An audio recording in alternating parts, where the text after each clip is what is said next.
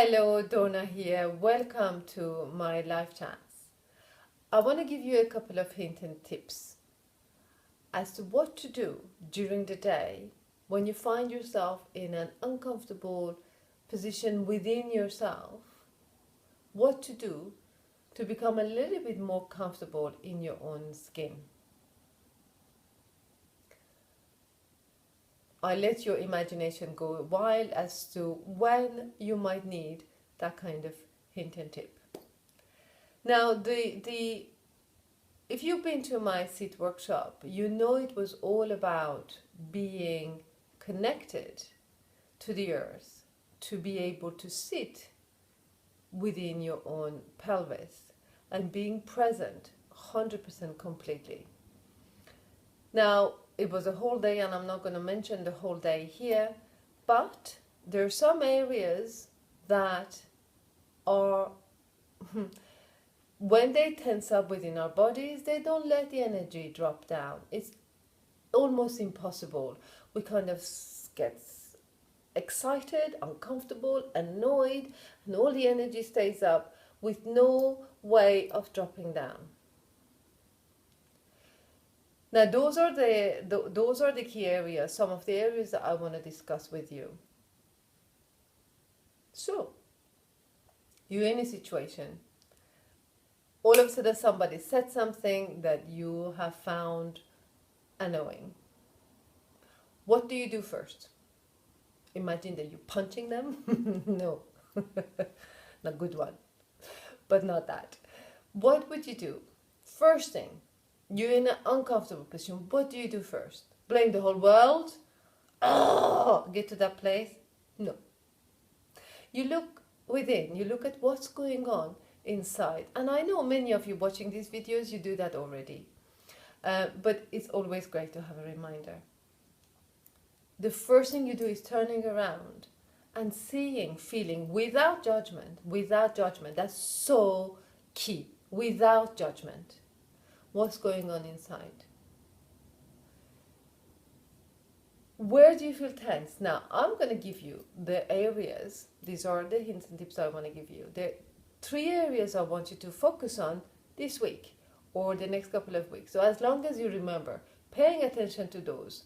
Because once you become kind of tune into those, once you've done that for 2 weeks, 3 weeks, however long you do, or every now and again, you will not forget. And you will always know where to scan.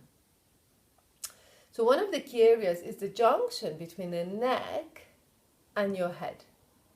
So it's almost as if, when we get tense and in conflict and uncomfortable, that there is a band here that kind of internally goes and it becomes smaller, suffocating you right from here, there. Trust me, I have experimented, and it's so true. That definitely does happen. I'm not going to go into the chakra business, but it is correlated with that.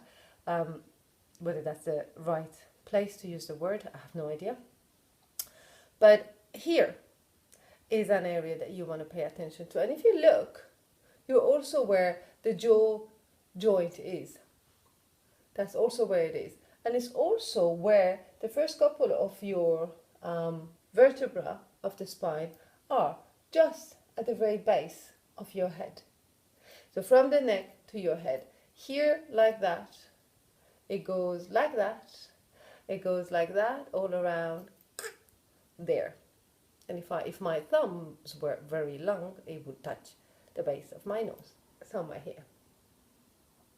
So that's your very first band of tension that suffocates you and stops your energy from flowing. If you get stuck here, what happens is energy goes up or has been up, it can't go down, and you get really busy with your thoughts because there's just too much energy there. But it needs to do something with those energy. It needs to release it. How does it do it? Makes thoughts. It becomes a thought-making machine, a quick one. So, needs to be released. That's one area.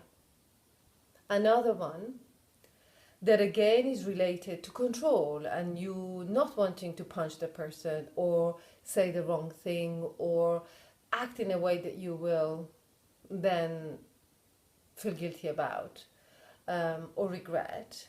So that place that does all of these things, internally, how you exercise this control,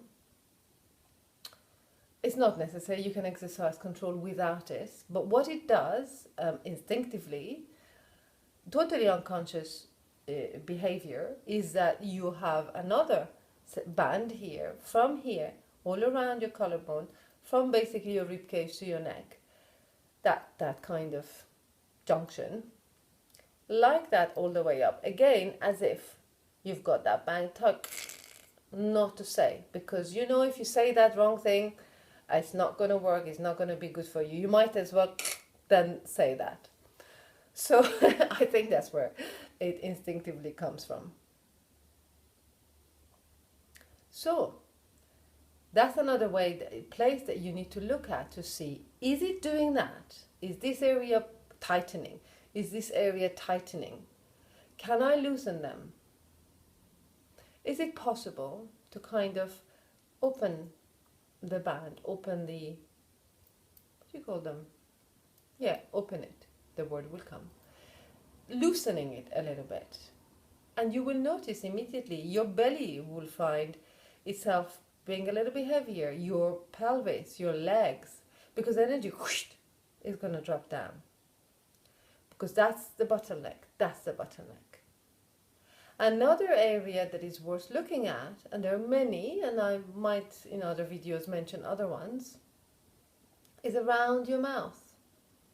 My daughter, when I was very, very young, when we were both very young, she was a child, she said to me, "Mom, I hate it when you're angry with me and your mouth and your nose go like this." And I checked, but I could feel it. When we are angry, the first thing that happens, or when we are tense, now I'm making it very obvious now, like this, is the lips kind of tighten or become tight-lipped. And sometimes it's much more subtle than that. But all around, you'll feel it. So kind of allowing ourselves to, when we have that initial bad sensation, or bad, I call it bad, that sensation that kind of doesn't let us be comfortable in our own skin, you scan this and you allow it to kind of not pouting, but you allow it to kind of soften around. And that kind of actually, that's probably where pouting comes from, People do this kind of thing, maybe to say I'm friendly, I'm not dangerous, I'm happy, I'm comfortable in my own skin. So you're not pouting, but you're allowing the outside of your lips to round, to relax, not to do that in that anger. So that's it really. These are the 3 areas I want you to check in the next couple of weeks, or for however long you like, when you are faced with that situation, person, circumstance, whatever it is. Around the lips, here, from the neck to the head, that junction, and then from the chest to the neck, this junction. And then let me know.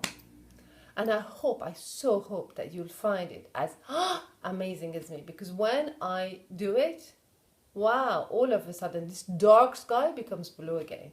Well, sometimes, most of the time. Sometimes it stays dark, but we have to keep playing, practicing until we can do it. Okay? Best of luck. Thank you for watching.